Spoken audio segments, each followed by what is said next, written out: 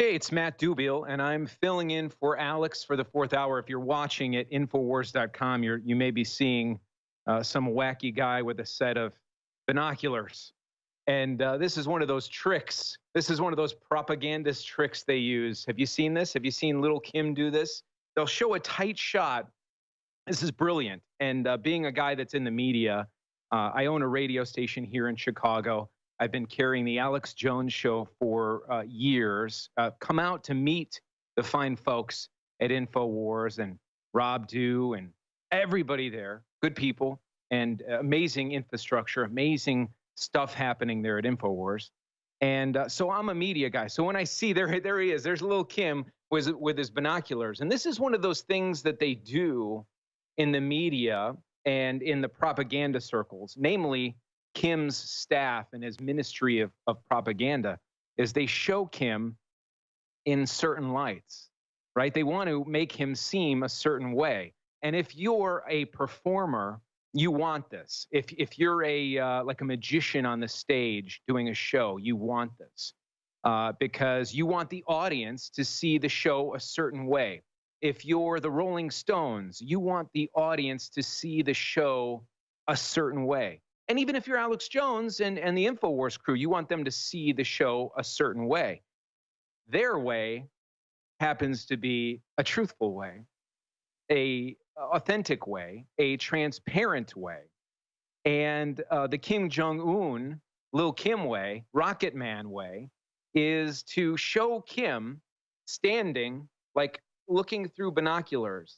And when it's one of those things where if they showed you what he was truly looking at and the real distance between him with the binoculars and whatever he's looking at, and they showed like the real shot, kind of like when CNN, remember when CNN got busted for for using green screens and manufacturing news during the Gulf War in the 90s? They got busted. They got totally busted manufacturing and sometimes you'll see them do that with the split screen on Fox News or MSNBC and things, where they'll have two people on the screen, split screen, but they're just next to each other. They're in the same studio. And so why does Kim Jong-un constantly have his ministry of propaganda taking pictures of him with the binoculars, making him look a certain way? Well, they want to make it look like he's doing important stuff. Because if they show the pictures of him, Fatso Kim, eating bowls of noodles real fast and playing Pokemon Go, you would not respect him as a dictator, as a ruthless dictator, as a scary man. But boy, when they put him in the Dr. Evil, when he dresses like Dr. Evil, and I don't know if he uses a Dr. Evil voice or not, but when they show him in his Dr. Evil garb next to the sharks with frickin' laser beams on their heads, and then he looks through the binoculars, all of a sudden, he looks like a menace. And what is so brilliant about our president, but listen, I'm not a Trump Krishna here. I'm not going to say like, oh, everything Donald Trump does is great. Everything Donald Trump does is great. Oh, he's the greatest. He's the greatest. No, he's a human being. There's a reason why, the good book recommends that we not idolize anybody. It's because human beings, men have flaws. They all have flaws.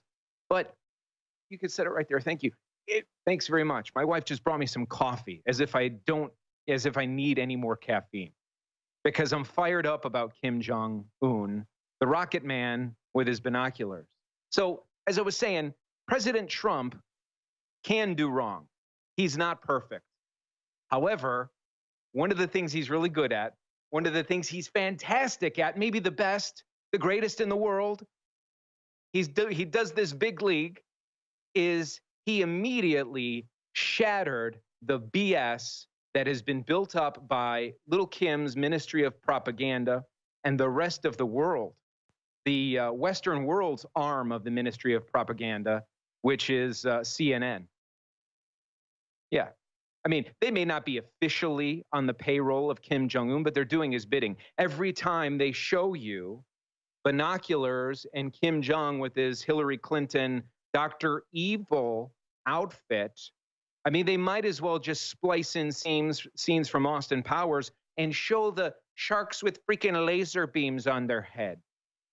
Because that's what he's trying to purport. He's trying to show that he's macho, or whatever the word for macho is in Korean. Maybe somebody can look that up. Maybe that's on the Wikipedia. What is the Korean word for macho? But he's trying to look macho. And what did our president do with one word, or maybe two words, depending on how you look at it? He called him the Rocket Man. And it was like, this is why this guy is good. That doesn't mean he's good at everything. Doesn't mean he's perfect at everything. But man, he just dismantled that lunatic and all the lunatics that follow him in one felt swoop. I heard something, but I wasn't sure what it is. Would you stop the hammering? Somebody stop the hammering. I didn't catch what you said. I can see the timer though. So who am I and what am I doing here sitting in? This is clearly, if you're watching at Infowars.com or on the Infowars social media channels, you see a guy with the Infowars t-shirt, which I hope they still have these at the Infowars store at Infowars.com. This is my favorite Infowars shirt. I love it. It's got a real G.I. Joe vibe to it. People see me. I've been all over the world in this shirt. I mean, I washed it in between, of course, but I've been all over the world in this shirt, okay? And everywhere I go, this is not an exaggeration. Everywhere I go, people want to know if I know Alex. I've talked to people in Jamaica. I've talked to people in Ireland. I've talked to people in London. And when I'm wearing this shirt, they ask me, and it's usually a mix of very well-to-do people that are spending money and vacationing and staying at these properties. That's some of them. And then what blows people's minds is the mix, the potpourri of regular people like you and I who come up to me. And a lot of times it's people that work at the resorts. In fact, I sent Alex and his crew a video of one of the staffers. I didn't send it to you today, guys, so but I'll find it maybe for Monday, where somebody came up to me at a pool in Jamaica. We were doing a live broadcast. I was wearing this shirt. You can get it at Infowars.com. It's my favorite. And it's the black shirt with it's got a kind of a G.I. Joe America sort of look, and it says Infowars. And I'm wearing this shirt, and one of the girls that works on the kitchen staff comes up to me and says, do you, and she has like a Jamaican accent, man. And she's like, do you know Alex? And I was like, do you know who Alex is? And she's like, yeah, we all watch Infowars. And I'm like, come on, really? 5 feet from us, I walked down a little bit further to go do something else after we said goodbye. Another guy came up to me and asked me about Infowars and Alex Jones. And this was right before Donald Trump took out the trash and beat Hillary in the election. And it was exciting. So I am a radio station owner. I'm a broadcaster. I am a patriot in my own way, not as much as I'd like to be. It's not easy to be. And I'm a father. You might have seen the Twitter feed and the cool people at Infowars. The best staff in broadcasting, by the way. I mean, Alex and the crew there have amazing, really talented people that really know their stuff. They asked if they could, is it cool to show my Twitter feed? And it is absolutely cool because the most important thing that I am is a father and a husband. Coming up in this hour, this extra hour, hopefully Alex is getting his temples rubbed and having a cool drink, even just water or some chilled bone broth, because I want him to relax a little bit. I hope that he's finding some time to relax. I've never seen somebody work so hard, so tirelessly. So it's a delight for me to be able to lighten the load a little bit and help out. But on this extra hour today, we're going to be talking about some things that I've been noticing, some things that have been happening in Chicago.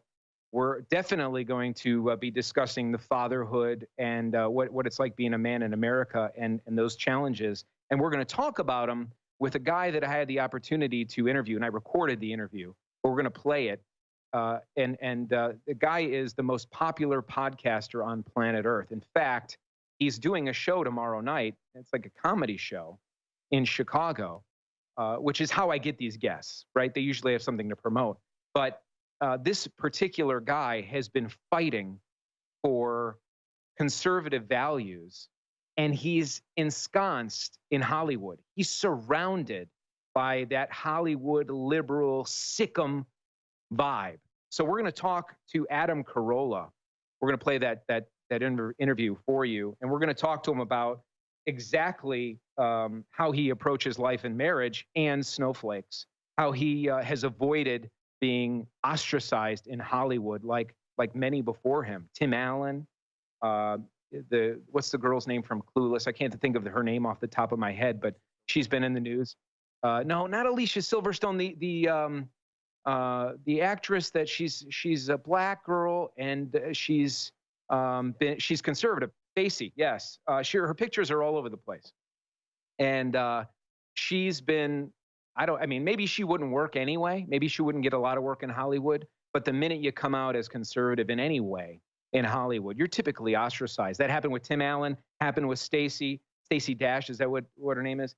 And it didn't happen to Adam Carolla. I'll tell you exactly how he's fighting it and how that can apply to our lives. We'll talk about that coming up. We'll talk with Adam Carolla, and we'll also talk about Mayor Bloomberg's $2 million spend to keep people in Chicago, even though he's in New York, from drinking sugary drinks. Makes no sense. And we're going to stop the hammering.